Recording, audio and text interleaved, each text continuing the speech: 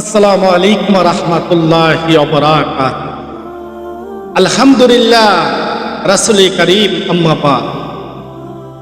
আউযু বিল্লাহি মিনাশ শাইতানির রাজীম।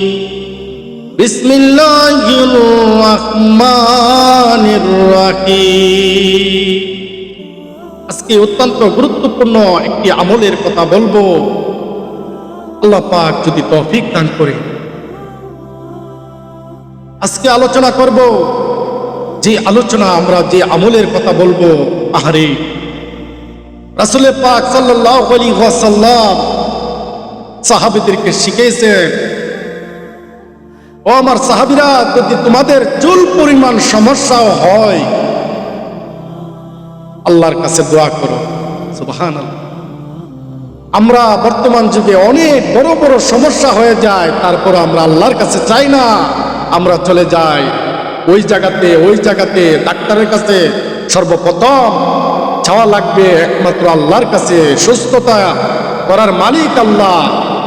তোমার সমস্যা সমাধান করতে একমাত্র আল্লাহর সাহায্য লাগবে। আল্লাহর উপরে ভরসা করতে হবে, সর্বপ্রথম আল্লাহর কাছে চাইতে হবে। আল্লাহ পাক অনেক খুশি হন। আমরা বিপদ আপদ আল্লাহ পাক দিয়ে থাকেন, এই জন্য দেন যে আল্লাহর কাছে আমরা চাই কিনা। আমাদেরকে পরীক্ষার জন্য আল্লাহ পাক রব্বুল আলামিন বিপদ দেন, সমস্যা দেন, টেনশন দেন, ছেলে হারা করান, সন্তান হারা করান।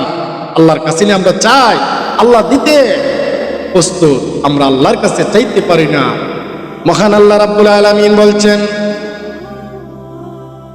আমি আল্লাহর কাছ থেকে তোমরা নৈরাশ হইও না। আমি আল্লাহ তোমাদেরকে দেওয়ার জন্য প্রস্তুত আছি। আমি আল্লাহর কাছ থেকে তোমরা নৈরাশ হইও না।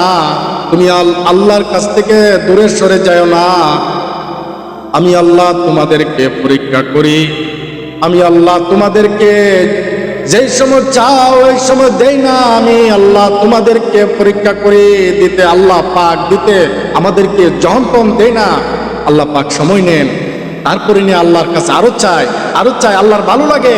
আমরা যত চাইবো ততই আল্লাহর কাছে ভালো লাগে। দুনিয়ার জমিনে যদি কারো কাছে একবারের বদল দুইবার চাই আমরা, ওই ব্যক্তি নারাজ হয়ে যায়। আল্লাহ পাক রব্বুল আলামিন বলেছেন, আমি আল্লাহ নারাজ হই না, আমি আল্লাহ খুশি হয়ে যাই। যত বেশি বেশি চাইবা আল্লাহ ততই ভালো পান, ততই ভালোবাসেন। সুবহানাল্লাহ। এই জন্য আমরা আল্লাহর কাছে যত বেশি চাইবো আল্লাহ পছন্দ করেন, ওই চাওয়াটা আল্লাহ পছন্দ করেন। আমাদের যদি একটুখানি সমস্যা হয়, আল্লাহর কাছে বলবো, হে আল্লাহ আমার এই সমস্যা।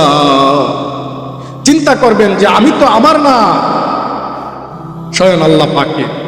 সুবহানাল্লাহ। এই জন্য আমাদের যত সমস্যা হবে, নবীর সাহাবীরা জুতার পিতাও যদি ছিঁড়ে যেতেন, আল্লাহর কাছে 2 রাকাত নফল নামাজ করে চাইতেন। তার থেকে ছোট আর কি হতে পারে সমস্যা? এই জিনিসটার জন্য আল্লাহর কাছে চাইতেন। আর বড় বড় সমস্যা করে গেলে তো আল্লাহর কাছে সাজদায় পড়ে কান্না কান্না কান্না করতেন সাহাবীরা। প্রিয় নবীর সাহাবীরা আল্লাহর হাবিব এত সুন্দর শিক্ষা দিয়েছেন। আল্লাহ যেন আমাদেরকে তাদেরকে অনুসরণ করার তৌফিক দান করেন। আমিন।